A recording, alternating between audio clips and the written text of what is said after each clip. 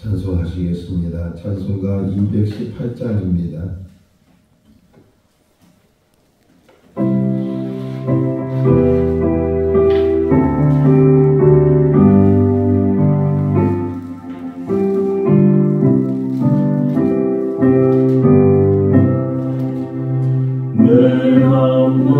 정성을 다하여서 주 너의 하나님을 사랑하라. 내 몸을 아끼고 사랑하는 형제와 이웃을 사랑하라. 주께서 우리의 명하시니 그 명령 따라서 살아가니 멀미워 해치는 원수라도 언제나 너그럽게 사랑하라. 멀기와 가는 자 위에서도 신실한 마음으로 복을 빌라. 주께서 우리의 명하시니 그 명령 따라서 살아가니 나 항상 주님을 멀리하고 형제를 사랑하지 못하였다. 이러한 죄인을 사랑하사 주께서 몸버려 죽으셨다. 속죄의 큰 사랑 받으니고 내 생명 바라줘 증성하니 아멘. 마태복음 18장 15절에서 35절 말씀입니다. 마태복음 18장 15절에서 35절 말씀. 내 형제가 죄를 범하거든 가서 너와 그 사람과만 상대하여 권고하라.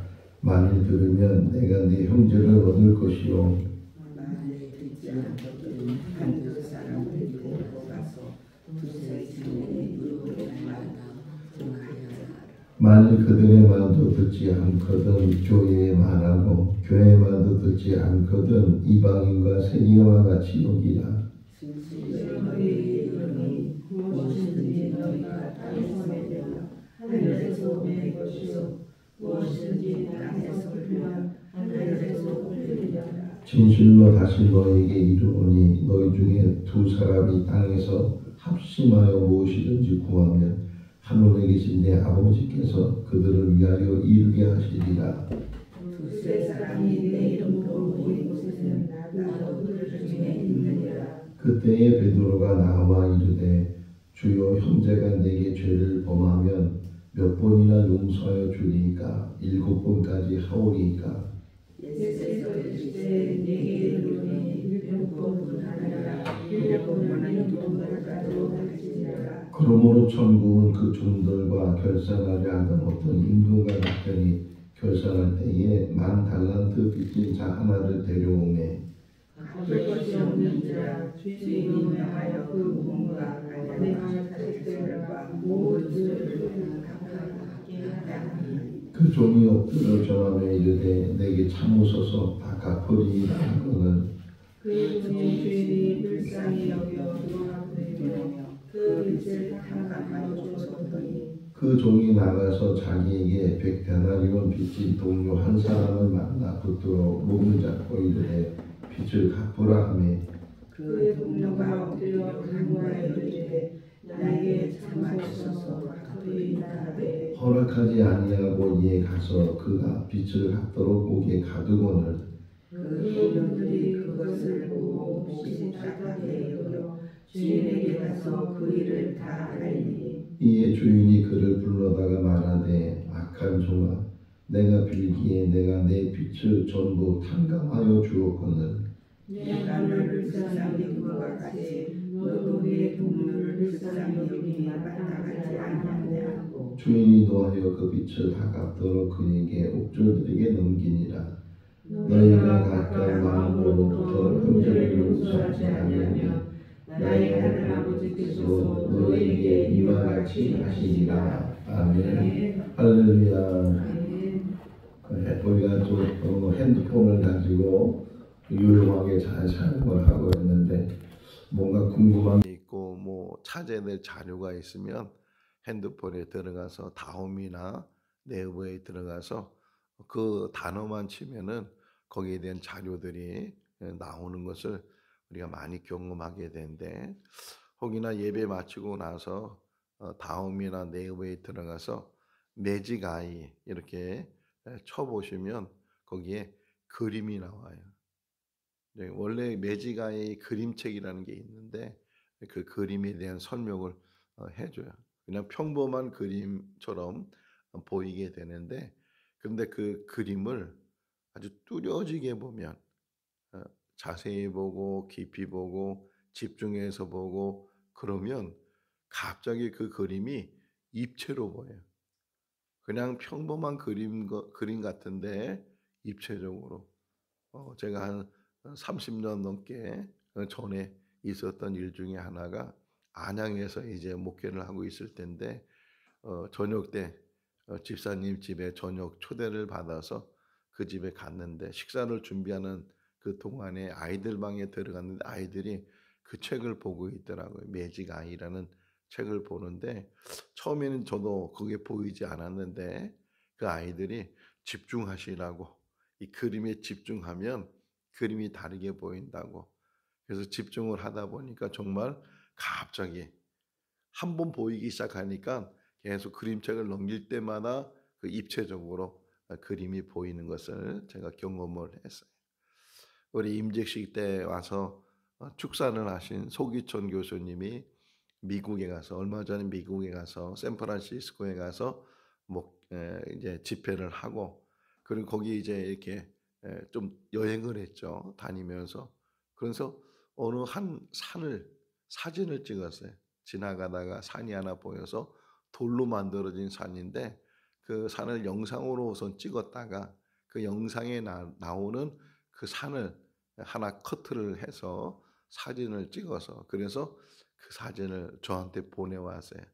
그러면서 하는 얘기가 여기에 예수님의 얼굴이 보인다고.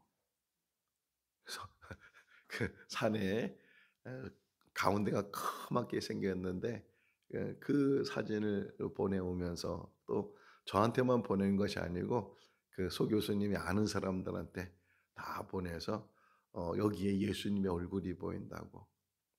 근데 아무리 제가 뭐 봐도 예수님의 얼굴이 잘 안 보이는 거예요. 예수님의 얼굴. 또 밑에다가 뭐라고 썼냐면 십자가도 보인다고. 예수님 얼굴도 지금 안 보이는 상황에서 또 십자가도 보인다고. 그래서 어느 정도 이제 그 나중에 그 소 교수님이 힌트를 줘서 집중해서 보니까 이게 예수님의 얼굴이고 이게 십자가의 모습이구나 하는 것을 이제 알게 됐는데 제가 왜 이렇게 매직 아이 이야기를 하고 또 소 교수님 그 사진 이야기를 하냐면 우리가 십자가를 봤을 때 우리 기독교 하면은 제일 상징적인 게 십자가잖아요. 뭐 교회 위에다 예배당 위에다 십자가를 달기도 하고 또 교회 안에다가 앞에다가 십자가를 우리는 뭐 달 형편이 안 되니까 요 앞에 작은 십자가를 두기도 하고 어쨌든 기독교 하면 십자가인데 근데 그 십자가에서 우리가 보여지는 게 있어야 되는데 이제까지 십자가만 보니까 정말 십자가의 의미를 제대로 깨닫지 못한다는 거예요. 여러분 지금 이렇게 본다고 해서 십자가에 뭐 다른 게 보이겠나 하는 생각도 들지만 오늘 새벽에 이 말씀을 묵상하면서 저도 아직은 그게 안 보여요. 그게 안 보이는데 한번 제 이 말을 듣고 기도하는 가운데 뭐 십자가가 눈으로만 십자가만 있는 게 아니고 기도하면서 눈을 감고서 십자가를 볼 수 있잖아요. 근데 왜 목사님이 저런 얘기를 할까 새벽에 이렇게 생각하지 마시고 그 십자가를 뚜렷이 한번 육의 눈으로만 보지 말고 영의 눈으로 그 십자가를 뚜렷이 한번 깊이 십자가를 묵상하면 뭐가 보여요? 뭐가 보일까요? 그 십자가를 2000년 전에 예수님께서 우리를 위해서 갈보리 언덕에서 십자가를 못 박혀 죽으셨는데 그 십자가 우리 이제까지 십자가만 보였지 그 십자가에서 다른 아이 매직처럼 그림 그냥 평범한 그림이에요. 아주 집중적으로 보니까 평범한 그림이 아니고 입체적인 그림이었다 보니까 우리도 마찬가지. 수십 년 동안 신앙생활하면서 또 교회 다닌다고 십자가 없으면 십자가 달아야 된다고 십자가가 있어야 된다고 그 십자가를 그렇게 많이 얘기하고 그 십자가를 그렇게 많이 봤는데 실상 십자가의 본질 그 십자가에서 보여줘야 되는 그것을 보지 못하고 우리가 살아왔기 때문에 그래서 정말 참 그리스도인답게 살지 못하는 그러한 삶이 아니었는가 하는 것을 그냥 답을 먼저 가르쳐 드리면 이게 보이나 안 보이나 끝까지 한번 묵상하시고 이거는 평생 묵상해야 한 번 볼까 말까 하는 거예요. 평생 답을 얘기해도 그게 뭐 안 보여요. 자기가 가상적으로 만들면 보일 수 있지만 저도 못 봤으니까 저도 아직도 못 봤는데 오늘 새벽에 일어나서 기도하면서 말씀 묵상하면서 그래 그것이 보여야 되겠다. 뭐가 보이냐면 궁금하죠? 500원 주세요. 뭐가 보이냐면 용서라는 글씨가 보여요. 용서라는 글씨. 그냥은 잘 안 보여요. 정말 안 보여요. 오늘 이 본문이 그 이야기예요. 그 십자가에 용서라는 그 단어가 보일 때까지 그 용서가 보이기 시작하면요. 자기도 모르게 하염없이 눈물이 나. 하나님의 용서가 얼마나 큰지 내가 얼마나 큰 죄인인지 내 허물이 얼마나 많은지 얼마나 부끄러운지 지금은 다 가려져 있고 숨겨져 있고 위장돼 있고 가식이 너무 넘쳐나는 우리의 모습 속에서 하나님의 용서가 아니면 우리가 이렇게 얼굴 들고 살지도 못하는 게 우리 인생인데 그 하나님의 용서가 십자가에 그려져 있다니까요. 그 용서가. 근데 그 하나님의 용서가 어떤 용서냐? 우리가 많은 죄를 졌잖아요. 또 앞으로도 아무는 많은 죄를 지으며 살 거예요. 인간은 늘 연약하고 죄인이니까. 근데 그 모든 허물과 모든 죄를 그 십자가를 통해서 용서하셨는데 그걸 바라보지 못하고 깨닫지 못하니까 오늘 예수님 1만 달란트 빚진 자, 100데나리온 빚진 자 여기에 대한 비유의 말씀을 제대로 깨닫지 못한다는 게 저번에도 한번 설교했잖아요. 주일에 설교한 것처럼 1만 달란트가 얼마나 큰 돈인지 우리는 1만 달란트 하니까 별로 크게 생각을 안 하지만 데나리온으로 따지면 6천만 배, 6천만 배. 데나리온으로 따지면 1만 달란트가 한 데나리온 6천만 배를 이걸 날짜로 따진다든지 이러면요. 이거는 우리가 10,000년 이상 살아도 매일 모은 돈, 10,000년 이상 살고 매일 모은 돈도 모자랄 정도로 그렇게 큰 액수인데 그걸 다 탕감받았다. 성경 하나 찾아볼까요? 이사야 43장 25절. 하나님의 용서가 어떤 거를 우리에게 보여주고 있어요. 이사야 43장 25절. 이런 구절은 좀 우리가 알고 있고 외우두면 좋을 것 같아요. 이사야 43장 25절 읽어볼까요? 나고 나는 나를 위하여 내 허물을 도말하는 자니 내 죄를 기억하지 아니하리라. 하나님이 하나님을 위해서 우리의 허물을, 우리의 죄를, 우리의 악함을 도말이란 말은 기억조차 안 한다는 의미예요. 그거 다시 한번 설명하잖아요. 도말하리니 너의 죄를 기억하지 아니하리라. 그래서 우리가 이렇게 나와서 예배드릴 수 있고 그리스도인이 될 수 있어요. 만약 하나님이 우리 죄를 날마다 기억하시면 날마다 우리는 용서 못하는 게 뭐예요? 그 사람이 또 보이는 거야. 내가 용서했다고 생각하는데 또 그 사람 보면 막 우라치미로 오르고 나한테 잘못한 것이 계속 또 기억이 나고 이거 뭐예요? 기억하고 있다는 거잖아요. 기억조차 안 한다고 지금 말씀하고 있는데 용서라는 의미를 제대로 깨닫지 못하니까 우리 아가페 사랑에 대해서 지난 주일날 들었잖아요. 몇 가지 특징이 있다고요? 많이 있지만 세 가지. 뭐예요? 무조건적이고 또 희생적이고 보편적이다. 그러잖아요. 무조건적이 조건이 없다는 뜻이 아니고 그 조건을 넘었다는 뜻이거든요.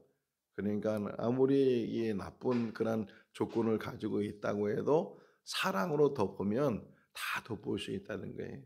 사랑은 허다한 죄를 덮느니라 이렇게 말하고 있는 것처럼 정말 하나님의 사랑을 깨닫고 하나님의 용서가 뭔지를 깨닫게 되고 내가 얼마나 하나님 앞에 큰 용서를 받은 사람인가 하는 것을 진심으로 깨닫게 되면 용서 못할 일이 없다는 거예요. 용서 못할 일이. 제가 재밌는 글을 하나 읽었어요. 재밌는 글이 뭐냐면 어느 교회 목사님이 설교를 하다가 이렇게 질문해서 성도들한테 여러분 중에 미운 사람이 하나도 없는 사람 손 들어 보시라고. 여러분 중에 미운 사람이 하나도 없는 사람 손 들어 보시라. 그러니까 쭉 하더래. 그래서 또 한 번 목사님이 또 물었대. 똑같이 여러분 중에 미운 사람이 한 사람도 없는 사람 손 들어 보시라고. 아 그러니까 저 뒤에 앉은 할아버지가 손을 퍽쭉 들더래. 사람마다 정말 미운 사람이 없는가? 목사님이 물었어요. 정말 미운 사람이 없으니까 이렇게 물어보니까 할아버지가 대답하는 게 예, 다 죽었어요. 그러더니 자기 미운 사람들이 벌써 다 죽었다는 거예요. 그렇게 인간이 그걸 잊지 못하고 기억하고 그 미움이 계속 우리 가운데 우리를 지배하다 보니까 관계가 회복이 되지 않는다는 게 제가 또 깨달은 게 이 말씀 안에서 깨달은 게 저는 용서했다고 생각하거든요. 용서하고 저는 미움이 없고 그렇게 생각하는데 근데 제 전제가 하나 있더라고요. 제 전제가 뭐냐면 안 만나면 되지. 안 만나면 되지. 그게 저의 전제였다는 거예요. 그것조차도 아직 용서가 못했다는 거예요. 용서가. 심지어는 아무리 원수 같은 사람이랄지라도 찾아가서 혹이나 냉대를 받고 또 모멸감을 느끼고 그런다 할지라도 찾아가서 정말 그와 더불어 화해를 하고 그와 더불어 관계를 회복하고 그리고 다 잊어버리는 것. 그게 용서라는 거예요. 근데 우리는 그러지 못하잖아요. 난 용서했어. 그러면서도 그 사람에 대해서 꺼리고 만나는 거 싫고 그게 우리의 모습이잖아요. 근데 하나님은 그러지 않고 용서가 뭐냐? 회복하는 거다. 회복. 하나님과 사람의 관계를 회복시키기 위해서 십자가 있었던 것처럼 용서함이 있었던 것처럼 억울했던 관계들, 원수 맺었던 관계들, 그 송울하고 멀어졌던 관계들 이런 일들이 회복해야 된다. 형제들 보세요. 제 동생하고 많이 싸웠거든요. 어렸을 때. 2살 차이니까 얼마나 많이 싸우게 해서.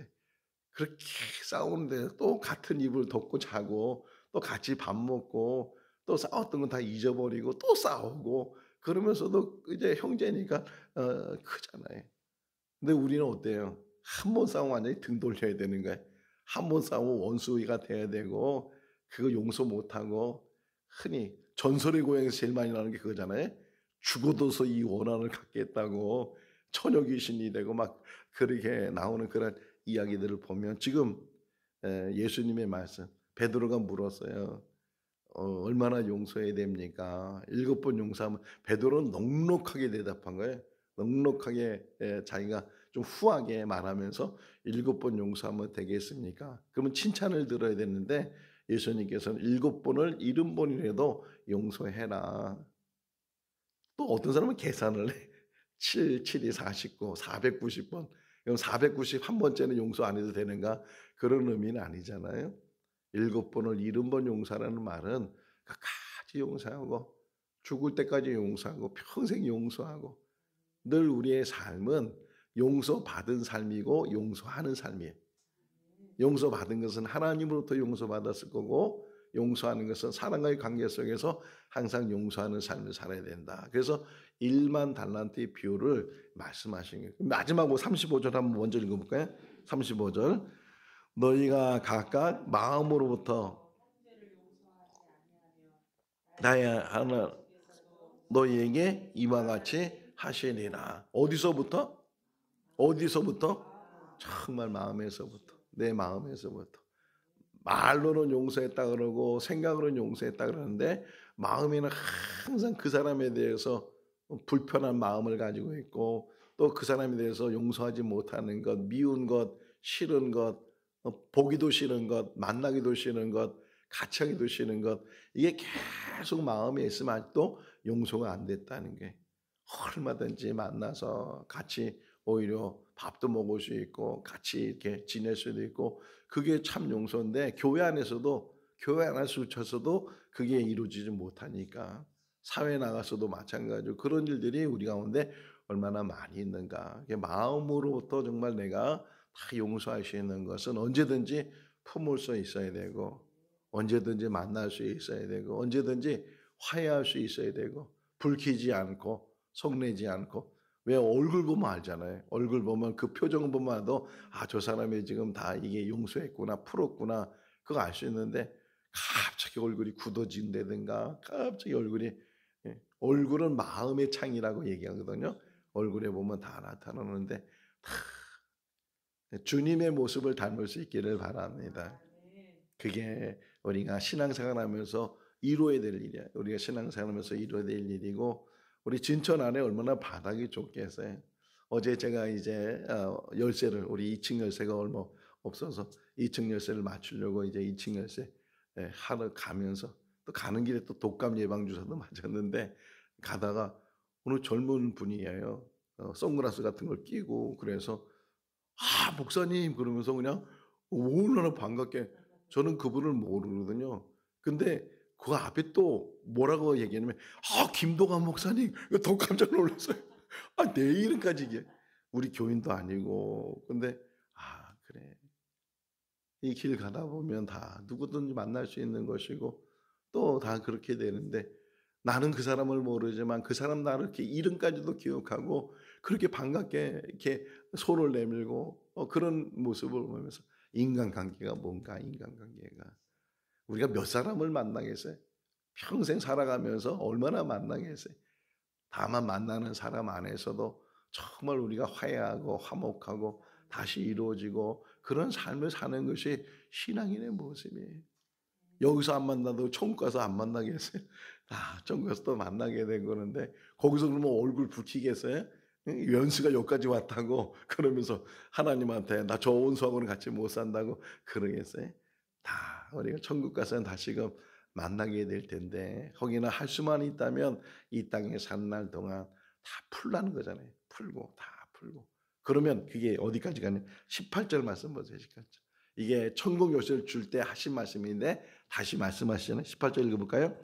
진실로 너에게 이르노니 무엇이든지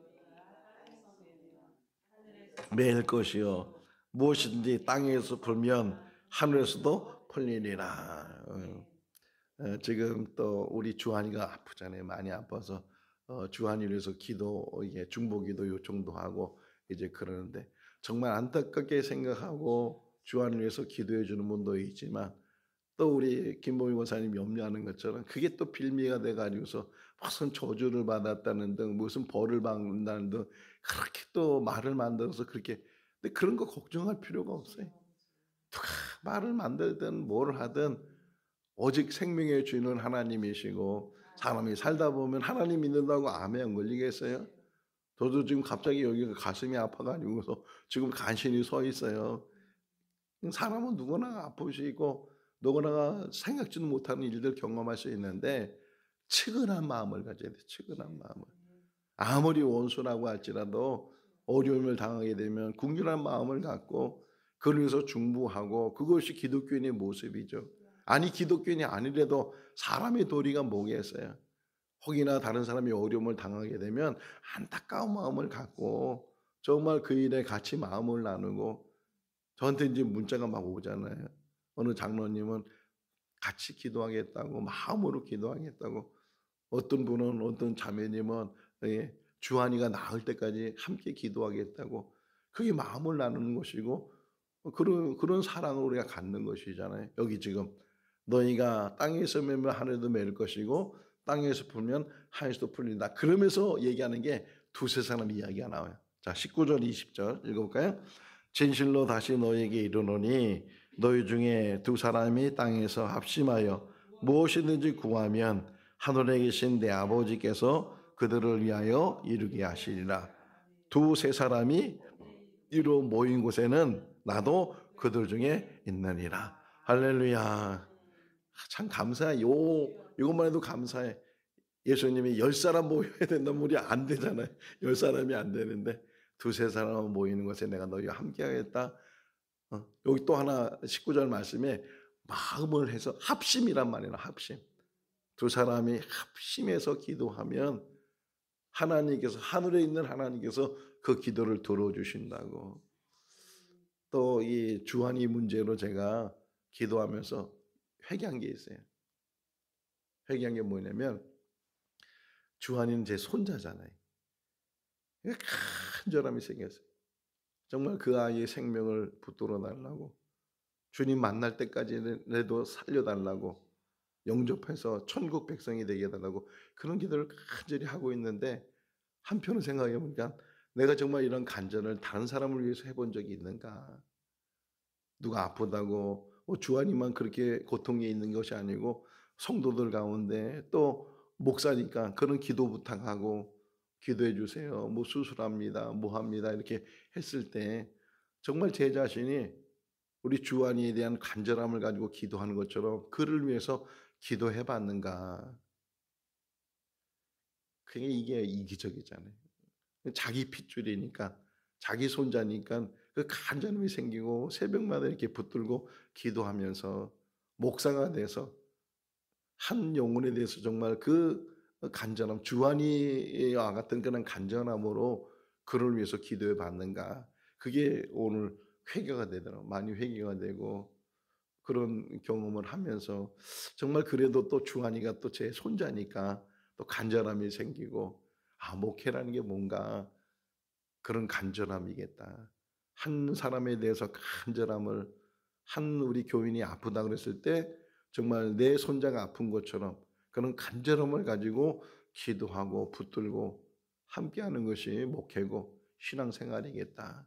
그런 생각을 다시금 갖게 되는데 어쨌든 여기 오늘 20절 말씀에 두 사람이 함께 기도할 때 합심해서 기도할 때 내가 너희와 함께하겠다. 오늘 이 새벽에도 이 자리에도 주님이 함께하시는 줄로 믿습니다. 우리 합심해서 기도하고 특별히 오늘 주시는 말씀은 용서라는 말 십자가에서 평생 봐도 용서라는 것이가 보이면 축복인데 잘 안 보일 거예요. 안 보이지만 계속 집중해서 주님의 용서, 하나님의 용서, 그 하나님의 그 용서의 고통, 희생적인 사랑 이런 것들을 깊이 깨닫는 우리들이 다 될 수 있기를 주님의 이름으로 축원합니다. 기도하겠습니다. 살아계신 하나님 아버지, 생명의 주인 되신 하나님 아버지, 오늘도 우리에게 새날을 주시고 생명을 연장시켜 주시는 거 감사합니다. 아직도 해결할 일들이 많이 있어서 우리의 생명을 붙드시는 줄로 믿습니다. 회개형으로 도와여 주시옵소서. 우리의 교만을 용서하여 주시고 우리의 불의를 용서하여 주시고 특별히 용서하지 못하는 마음을 용서하여 주시옵소서. 아직도 미움이 있습니다. 아직도 싫은 것이 있습니다.